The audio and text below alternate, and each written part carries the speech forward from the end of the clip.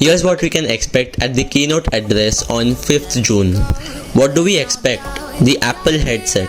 The biggest rumor heading into this year's WWDC is of course the Apple headset.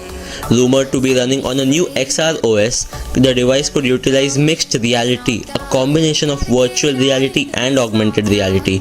There may be eye and hand tracking, high resolution displays, and a potential $3,000 price tag. Bloomberg's Mark Gurman recently detailed how Apple plans to incorporate sports, gaming, workouts, and iPad apps into the headset to show off what the new platform can do. Whether that's enough to excite consumers to pick up this first-gen device for $3,000 or for developers to commit to building apps for it remains to be seen. The Macbook Air 15-inch. The Macbook Air has long been one of Apple's most popular laptops. Frequently sold with a 13-inch screen, Apple has experimented with different sizes of Airs in the past, including offering an 11-inch model for years.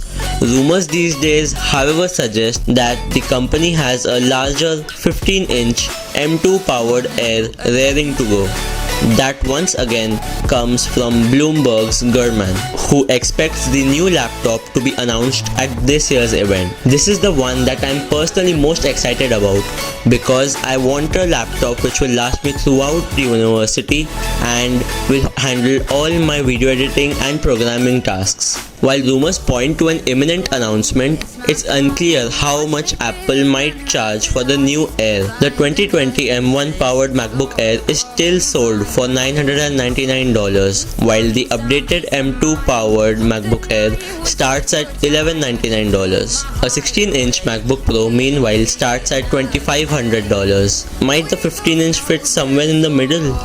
Apple Silicon Mac Pro. Apple last updated the Mac Pro at WWDC in 2019. We've gone through a whole pandemic since then. Despite some teasers that confirmed it's working on a new one powered by its Apple Silicon chips, the company has largely been quiet about this super powerful computer. It's possible, and Mac Pro fans may want to tune in, but with tempered expectations. New software.